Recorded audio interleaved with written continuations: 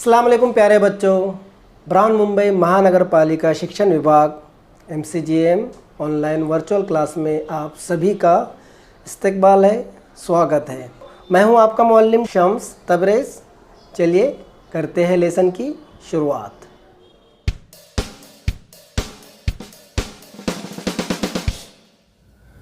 चलिए बच्चों स्टार्ट करते हैं आज का हमारा सेशन। हिंदी लोकवाणी 10वीं कक्षा, माध्यम उर्दू कक्षा 10वीं और विषय है हमारा हिंदी। और आज हम लोग पढ़ने वाले हैं मातृभूमि। ये कविता है मातृभूमि और इसके कवि है मैथिली शरण गुप्त जी। मातृभूमि के कवि कौन है? मैथिली शरण गुप्त। और ये दूसरी इकाई का पहला पाठ है। मातृभूमि मतलब क्या होता है? मातृभूमि मतलब हमारा वतन, जहाँ हम पैदा हुए, जहाँ की हमारी पैदाइश है, उसे कहते हैं मातृभूमि। उर्दू में कहे तो वतन। ओके। और मातृभूमि कविता के कवि, जैसे मैंने पहले आपको बताया है, मैथिली शरण गुप्त जी है। और मैं हूँ आपका शिक्षक शम्स तबरेज़। चलिए शुरू करते हैं कविता मातृभूमि। तो आज हम लोग पढ़ने वाले हैं दूसरी इकाई का पाठ पहला, मातृभूमि कविता। ये लिखे हैं मैथिली शरण गुप्त जी ने। मैथिली शरण गुप्त जी ने लिखा है मातृभूमि कविता। ये उसके कवि है।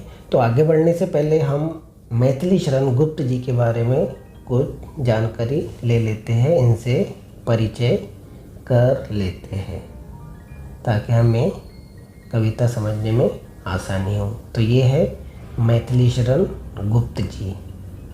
ये उनकी तस्वीर है, फ़ोटो है मैथिली शरण गुप्त जी का। और इनका जन्म हुआ था 1868 झांसी उत्तर प्रदेश में। हाँ, कहाँ पर हुआ था? झांसी। झांसी से कुछ याद आया आपको? Very good. झांसी की रानी हुआ करती थी ना, वही वाली झांसी उत्तर प्रदेश में मैथिली शरण गुप्त जी का जन्म हुआ था। और ये हमारे बीच में अभी नहीं है क्योंकि इनकी मृत्यु हो गई है 1964 में। परिचय। मैथिली शरण गुप्त जी खड़ी बोली साहित्य में मील के पत्थर माने जाते हैं। आपकी रचनाओं में राष्ट्रीयता, भारत की गौरवशाली इतिहास और संस्कृति के दर्शन होते हैं। आपने अपनी कृतियों में इतिहास की अपेक्षित नारी पात्रों का गौरव बढ़ाया है। तो मैथिली शरण गुप्त जी खड़ी बोली साहित्य में मील के पत्थर माने जाते थे, यानी बहुत मजबूत थी। खड़ी बोली उनकी बहुत मजबूत थी साहित्य में। साहित्य मतलब अदब। आपकी रचनाओं में राष्ट्रीयता, भारत का गौरवशाली इतिहास, राष्ट्रीयता, भारत का गौरवशाली, भारत के बारे में बहुत सारे इन्होंने कविताएं, ड्रामे वगैरह लिखे हैं। इतिहास और संस्कृति के दर्शन होते हैं इनके रचनाओं में। इन्होंने जो लिखा है उसकी रचनाओं में संस्कृति पाई जाती है, इतिहास मिलता है। आपने अपनी कृतियों में इतिहास की अपेक्षित नारी पात्रों का गौरव बढ़ाया है। अब मैथिली शरण गुप्त जी के प्रमुख कृतियाँ, उन्होंने जो उनके मशहूर काम हैं वो यहाँ पर दिए हुए हैं। साकेत महाकाव्य ये उन्होंने लिखे हैं। यशोधरा, जयद्रथवध, पंचवटी, भारत भारती खंड काव्य है ये। रंग में भंग, राजा प्रजा ये नाटक है आदि। ऐसी और बहुत सारी कविताएं, नाटक, महाकाव्य, खंड काव्य ये सब मैथिली शरण गुप्त जी ने लिखी है अपनी कलम से, इसलिए उन्हें खड़ी बोली साहित्य में मील का पत्थर माना जाता है। क्या माना जाता है? मील का पत्थर, बहुत मजबूत, जो ना कभी टूटता है। ठीक है, ये तो हो गया मातृभूमि कविता के कवि मैथिली शरण गुप्त जी का परिचय। तो मुझे उम्मीद है आपको समझ में आया होगा। ठीक है, चलिए बढ़ते हैं अब कविता की तरफ। मातृभूमि कविता,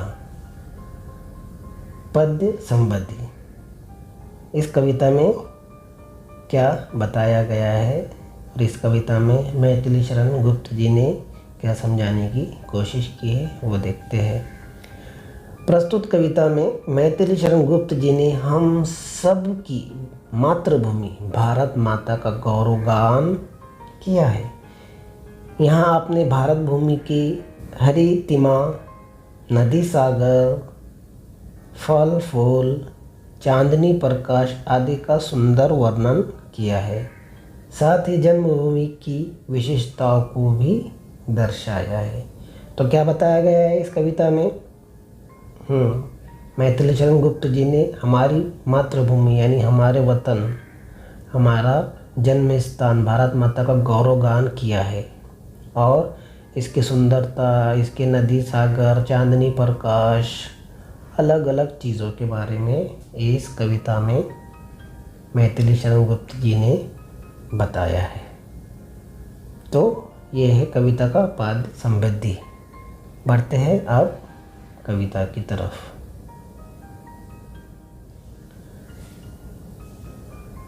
नील अंबर परिधान हरित पट पर सुंदर है, सूर्य चंद्र युग मुकुट मेखला रत्नाकर है। नील अंबर परिधान हरित पट पर सुंदर है, सूर्य चंद्र युग मुकुट मेखला रत्नाकर है। यहाँ पर शब्दार्थ दिए हुए हैं। पहले शब्दार्थ देख लेते हैं, उसके बाद फिर कविता की इस पंक्ति को हम समझते हैं, इसका वर्णन करते हैं। नील अंबर, नीला आकाश, नीला आसमान। परिधान, वस्त्र धारणा करना, यानी कपड़ा वगैरह जो रहता ना उस तरह। हरित मतलब हरा। पट वस्त्र, मेखला करधनी, रत्नाकर समुद्र। नील अंबर परिधान हरित पट पर सुंदर है, सूर्य चंद्र युग मुकुट मेखला रत्नाकर है। तो यहाँ पर कवि मैथिली शरण गुप्त जी कह रहे हैं कि हमारी जो मातृभूमि है इसके ऊपर नीला अंबर है, आकाश है। क्या है? नीला आकाश, दूर दूर तक नीला आकाश है। परिधान हरित पट पर सुंदर है और नीचे क्या है? हरियाली है। नीचे क्या है? हरा ही हरा है। ऐसा लगता है जैसे किसी ने खूबसूरत कपड़े पहनाए हुए हैं, है ना। ऊपर क्या है? नीला आसमान है और नीचे नीचे क्या है? ऐसा लगता है जैसे किसी ने खूबसूरत बेहतरीन कपड़े पहनाए हुए हैं। सूर्य चंद्र युग मुकुट, सूर्य चंद्र युग मुकुट, ऐसा लगता है जैसे सूरज और चांद जो है इस मातृभूमि के मुकुट है। चेहरे पर मुकुट लगाते हैं ना, इस तरह। ये तो है सर का ताज, लेकिन एक होता है मुकुट जो हम मुंह पर लगाते हैं। तो ऐसा लगता है कि हमारी जो मातृभूमि है उस पर सूर्य चंद्र युग का मुकुट पहना हुआ है। मेखला रत्नाकर है। क्या है? मेखला रत्नाकर। तो जो हमारा समुद्र है वो क्या है? ऐसा लगता है जैसे हमारी मातृभूमि पर कमरबंद लगाया हुआ है, इस तरह, है ना? ये दिख रहा है ना आपको? इस तरह। तो समझ में आ रहा है बच्चों आपको? नील अंबर क्या है? नील अंबर परिधान हरित पट पर सुंदर है, सूर्ययुग मुकुट मेखला रत्नाकर है। चलिए बढ़ते हैं आगे अगली पंक्ति की तरफ। तैयार है आप लोग? चलिए। नदिया प्रेम परवा फूल तारे मंडल है। नदिया प्रेम परवा फूल तारे मंडल है। बंदी जन खग वृंद शेषफन सिंहासन है। बंदीजन प्रशंसा करने वाला, ये क्या है इसका शब्दार्थ देख रहे हैं हम लोग। खग मतलब पंछी, शेष शेषनाग होता है ना, हाँ अभी हम वो देखेंगे। सिंहासन राजाओं के बैठने का आसन। वृद्ध मतलब समूह होते ना, जमात, ग्रुप, वो होता है समूह। तो नदिया प्रेम परवा फूल तारे मंडल है। नदिया प्रेम परवा फूल तारे मंडल है। बंदी जन खग वृंद शेषफन सिंहासन है। नदिया प्रेम परवा, नदिया प्रेम परवा, खूबसूरत नदियाँ यहाँ पर बहती है। कहाँ पर? मातृभूमि। मातृभूमि हमारी कौन सी है बताने की आपको ज़रूरत नहीं है, क्योंकि आप जानते हैं हम कहाँ रहते हैं, हमारी मातृभूमि क्या है, हमारा वतन क्या है। मातृभूमि ये दिख रहा है आपको, हिमालय से निकलने वाली नदी। तो ऐसी अनगिनत नदियाँ हमारी मातृभूमि में बहती है, हमारी मातृभूमि के ऊपर चलती है। गंगा है, जमुना है, और भी बहुत सारी नदियाँ हैं जो मातृभूमि पर बहती है और उसको चारों तरफ हरा भरा करती है। फूल तारे मंडल है। क्या है? फूल तारे मंडल है। ऐसे लगता है कि जो फूल तारे हैं ये सब एक मंडल है। बंदीजन खग वृद्ध, बंदीजन खग वृद्ध जो समूह है, जो ग्रुप है, जो पंछियों का एक ग्रुप है, ये क्या करता है? ऐसा लगता है जैसे ये हमारी प्रशंसा कर रहे हैं, हमारी वाहवाही कर रहे हैं, हमारी तारीफ कर रहे हैं। जब वो गाते तो ऐसा लगता है। शेषफन सिंहासन है। ऐसा लगता है जैसे जो हमारा शेषफन है सिंहासन पर बैठा है। सिंहासन मतलब राजाओं के बैठने की जगह, इसे कहते हैं शेष नाग। शेषफन होता है ना जिसको बहुत सारे मुंह होते हैं, वो वाला सांप। तो नदियाँ प्रेम परवा फूल तारे मंडल है। नदियाँ प्रेम परवा फूल तारे मंडल है। बंदी जन खग वृंद शेषफन सिंहासन है। समझ में आ रहा है आपके? Very good. चलिए बढ़ते हैं अगली पंक्तियों की तरफ। करते अभिषेक पयोद है बलिहारी इस देश की। हे मातृभूमि तू सत्य ही सगुण मूर्ति सर्वेश की। करते अभिषेक पयोद है बलिहारी इस देश की। हे मातृभूमि तू सत्य ही सगुण मूर्ति सर्वेश की। शब्दार्थ देखते हैं। पयोद मतलब बादल, मेघ, क्लाउड। बलिहारी निछावर करना। सगुण यानी सर्वगुण, तमाम गुण उसके अंदर है। सर्वेश मतलब ईश्वर।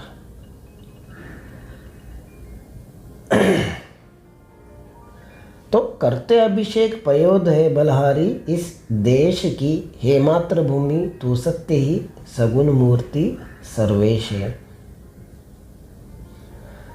पयोद मतलब बादल, पयोद मतलब बादल, मेघ, जैसे मैंने आपको पहले बताया। करते अभिषेक पयोद है, बलिहारी इस देश की। इस देश की क्या करते हैं? अभिषेक करते हैं। अभिषेक करना मतलब, अभिषेक का मतलब क्या होता है बताइए मुझे।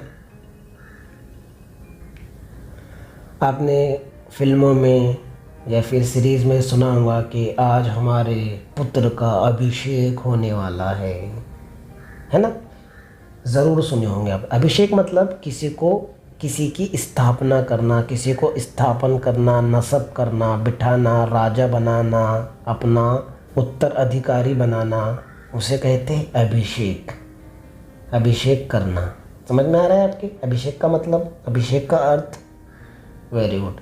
तो करते अभिषेक पयोद है, तो यहाँ पर अभिषेक कौन कर रहे हैं? बादल कर रहे हैं। बलिहारी इस देश की, निछावर कर रहे हैं इस पर। बादल बरसते हैं ना, तो वो होता है निछावर करना। इस धरती पर, हमारी मातृभूमि पर, हमारे वतन पर क्या हो रहे हैं? निछावर हो रहे हैं। हे मातृभूमि, हे मातृभूमि तू सत्य ही सगुण मूर्ति सर्वेश की। सर्वगुण, तमाम गुण है इस धरती में। हमारी जो मातृभूमि है, हमारा जो वतन है, सारे गुण इसके अंदर मिलते हैं। जो कुछ पूछ लो, जो कुछ चाहिए, सब यहाँ पर मिलता है। तो सत्य, तू ही सच्ची है, सगुण मूर्ति सर्वेश है, और तू ही ईश्वर है। ऐसा कौन कह रहा है? मातृभूमि कविता के कवि मैथिली शरण गुप्त जी ऐसा कह रहे हैं कि तू ही ईश्वर है। ठीक है, चलिए बढ़ते हैं आगे। निर्मल तेरा नीर अमृत के सम उत्तम है। निर्मल तेरा नीर अमृत के सम उत्तम है। शीतल मन सुगंध पवन हर लेता श्रम है। षड ऋतुओं का विविध दृश्युत अद्भुत क्रम है। हरियाली का फर्श नहीं मखमल से कम है। तो देख लेते हैं इस पंक्तियों के शब्दार्थ। नीर अर्थात जल, सौम सामान, शीतल ठंडी, हर लेना पीड़ा दूर करना, षड ऋतु मतलब 6 ऋतु। अभी ऋतु क्या होते हैं? मौसम, ऋतु ये गाना सुने होंगे आपने, वही वाला। षड ऋतु मतलब 6 मौसम। मखमल, मखमल तो आप लोग समझते ही है, हाँ, रेशमी कपड़ा। अद्भुत मतलब आश्चर्य, ताज्जुबी। निर्मल तेरा नीर अमृत के सम उत्तम है। शीतल मन सुगंध पवन हर लेता श्रम है। षड ऋतुओं का विविध दृश्युत अद्भुत क्रम है। हरियाली का फर्श नहीं मखमल से कम है। आइए समझते हैं इसको। निर्मल तेरा नीर अमृत के सम उत्तम है। निर्मल तेरा नीर, निर्मल यानी पाक साफ सुथरा, नीर मतलब पानी, जल, अमृत, अमृत मतलब उर्दू में कहते हैं ना उसको आबे हयात, हाँ, उत्तम है। तो मातृभूमि कविता के कवि मैथिली शरण गुप्त जी कह रहे हैं कि मातृभूमि तेरा जो पानी है वो एकदम अमृत जैसा है, आबे हयात जैसा है, पाक है, साफ सुथरा है। शीतल मन सुगंध पवन हर लेता श्रम है। और यहाँ की जो हवाएं हैं, ठंडी हवाएं, ऐसा लगता है जैसे हमारे सारे दुख दर्द क्या हो गए, दूर हो गए हैं। ऐसा कह रहे हैं मातृभूमि के कवि मैथिली शरण गुप्त जी। मैं बार बार कवि का इसलिए नाम ले रहा हूँ ताकि आपकी ज़बान पर कवि का नाम चढ़ जाए कि मातृभूमि के कवि है मैथिली शरण गुप्त जी। तो मैथिली शरण गुप्त जी कह रहे हैं कि यहाँ का पानी इतना पाक साफ सुथरा है और यहाँ की हवा ठंडी ठंडी गारा, ऐसा लगता है यहाँ की हवा से जैसे हमारे सारे दुख दर्द पीड़ा दूर हो गई है। उसके बाद है षड्ऋतु का विविध दृश्य तो अद्भुत क्रम है। यहाँ पर कितने 6 मौसम आते हैं, 6 ऋतु आते हैं। वो कौन से 6 ऋतु, आइए देखते हैं। भारत में परंपरागत रूप से मुख्यतः 6 ऋतुएं परिभाषित की गई है। एक यहाँ पे दिया गया है ऋतु, हिंदू मास और ग्रेगरियन मास। तो सबसे पहला मौसम है, सबसे पहला ऋतु है वसंत। इसको अगर हम समझे तो ये कहाँ से कहाँ तक रहता है, मार्च से अप्रैल तक। क्वेश्चन करूँगा मैं आपसे लास्ट में, तो आपको ध्यान से वीडियो देखना है। तो पहला ऋतु है वसंत, ये आता है मार्च से अप्रैल तक। कब से कब तक रहता है ये, कभी से कभी तक रहता है, मार्च से अप्रैल तक वसंत रहता है। उसके बाद दूसरा है ग्रीष्म, ये रहता है मई से जून तक। तीसरा है वर्षा, जुलाई से सितंबर तक। चौथा है शरद, अक्टूबर से नवंबर तक। पांचवा है हेमंत, दिसंबर से 15 जनवरी तक। और शिशिर 16 जनवरी से फरवरी। तो पहला मौसम है वसंत। वसंत मतलब बहार, बहार का मौसम होता है। सबसे पहला मौसम कौन सा होता है, वसंत मतलब बहार, मार्च से अप्रैल तक। ग्रीष्मी मतलब समर, समर होता है मई से जून। समर तो आप लोग समझते हैं, गर्मियों का मौसम। उसके बाद होता है वर्षा, जुलाई से सितंबर तक। उसके बाद है शरद, शरद का मौसम होता है मतलब पतझड़। और हेमंत मतलब प्री विंटर यानी सर्दियों से पहले का। और शिशिर विंटर यानी सर्दियाँ। तो इस तरह के 6 मौसम होते हैं हमारे भारत में। तो षड ऋतुओं का विविध दृश्य अद्भुत क्रम है। हरियाली का फर्श नहीं, मखमल से कम है। यहाँ पर जो हरियाली बिछी हुई हमारी मातृभूमि पर, हरियाली ग्रीन ग्रीन चारों तरफ जो फैला हुआ है, ये हमें ऐसा लगता है जैसे ये मखमल है, मखमल से कम नहीं है। मखमल ही हमें ये लगता है, ऐसा कह रहे हैं मातृभूमि कविता के कवि मैथिली शरण गुप्त जी। तो क्या दिख रही है आपको यहाँ पर, ये हरियाली, इसकी बात हो रही है। हरियाली का फर्श नहीं, मखमल से कम है ना। चारों तरफ जो हरियाली बिछी हुई, ऐसा लगता है जैसे ये हमारे लिए मखमल है। चलिए बढ़ते आगे। सूची सुधा सिंचता रात में तुझ पर चंद्र प्रकाश है। हे मातृभूमि दिन में तरनी करता तम का नशा है। सूची सुधा सिंचता रात में तुझ पर चंद्र प्रकाश है। हे मातृभूमि दिन में तरनी करता तम का नशा है। शब्दार्थ देख लेते हैं। सूची मतलब पवित्र, सुधा जल, सिंचता यानी भिगोना, तरनी यानी सूर्य, तम यानी अंधेरा। सूची सुधा सिंचता रात में, हाँ रात में जो ओस पड़ती है, जो शबनम पड़ती है ना, उसकी बात यहाँ पर कर रहे हैं मैथिली शरण गुप्त जी। कितना खूबसूरत मंजर वो लगता है। सूची सुधा सिंचता रात में, रात में जो पानी शबनम जिसे कहते हैं उर्दू में ओस कहते हैं। तुझ पर चंद्र प्रकाश है ना। ये जो शबनम की यहाँ पर बात हो रही है, देखिए कितनी खूबसूरत वो लगती है। तुझ पर चंद्र प्रकाश है ना। रात में जब चांद निकलता है तो चारों तरफ खूबसूरती ही खूबसूरती दिखाई देती है ना। चांदनी रात नाम तो सुने ही होंगे आप। हे मातृभूमि दिन में तरनी करता तम का नशा है। और अंधेरा भी क्या है, एक तरह का नशा है। सुरभित सुंदर सुखद सुमन तुझ पर खिलते हैं। सुरभित, सुंदर, सुखद, सुमन। सुमन मतलब फूल, आगे हम देखेंगे। तुझ पर खिलते हैं भांति भांति के सरस, सुधोपन फल मिलते हैं। शब्दार्थ देख लेते हैं। सुरभित मतलब सुगंधित यानी खुशबूदार। सुखद मतलब अन्नदायी। सुमन मतलब फूल। भांति भांति मतलब तरह तरह के, अलग अलग, किस्म किस्म के। खाने, खदाने, है ना, कान होती है ना, खदाने होती है ना, जहाँ से मटेरियल निकलता है। सरस मतलब रसयुक्त। सुधोपन अमृत के समान। अमृत मतलब मैंने आपको इससे पहले बताया। निराली मतलब अनोखी, और रत्नों वाली मतलब रत्नों की।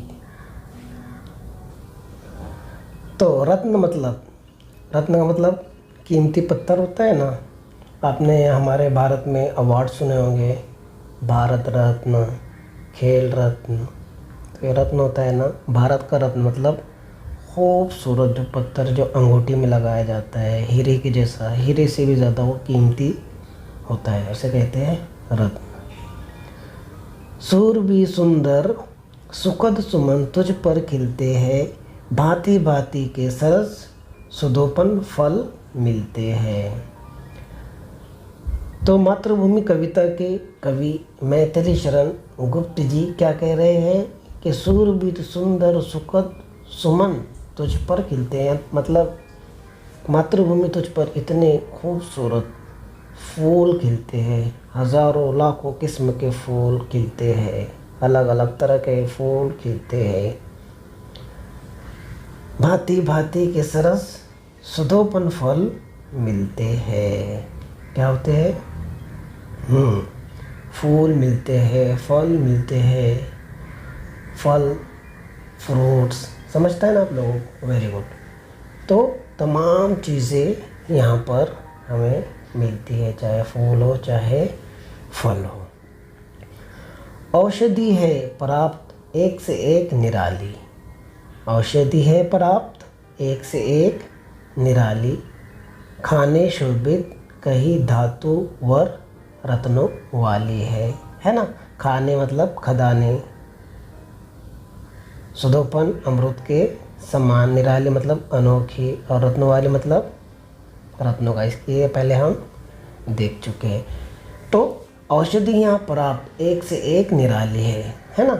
आपने औषधि प्लांट के बारे में तो सुना ही होगा, है ना।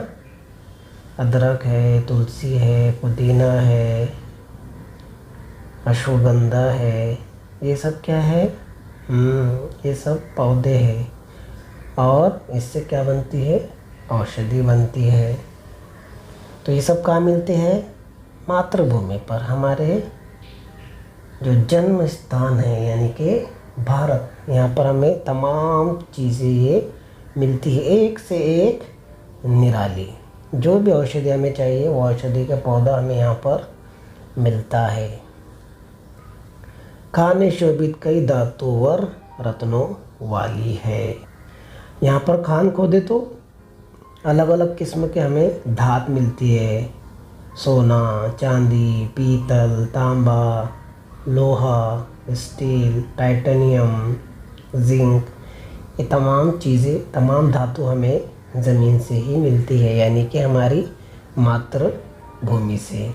इसके अलावा हमें और क्या क्या मिलता है? और क्या क्या मिलता है बताइए जल्दी। सीमेंट मिलता है, और पत्थर मिलते हैं, रेत मिलती है, कलर मिलता है। तमाम चीज़ें ज़मीन से ही आती है। लकड़ी मिलती है। तमाम चीज़ें कहाँ से आती है? ज़मीन से, यानी कि मातृभूमि से ही आती है। समझ में आ रहा है आपके? Very good. चलिए बढ़ते हैं आगे। जो आवश्यक होते हमें मिलते सभी पदार्थ यहाँ। जो आवश्यक होते हैं हमें मिलते सभी पदार्थ यहाँ। हे मातृभूमि वसुधाधरा तेरे नाम यथार्थ है। शब्दार्थ: वसुधा धरा यानी धरती, यथार्थ मतलब सत्य। तो कवि कह रहे हैं कि जो भी चीज़ हमें चाहिए जो भी चीज़ हमें आवश्यक होती है, जिसकी हमें ज़रूरत होती है, वो हमें यहाँ पर मिलती है।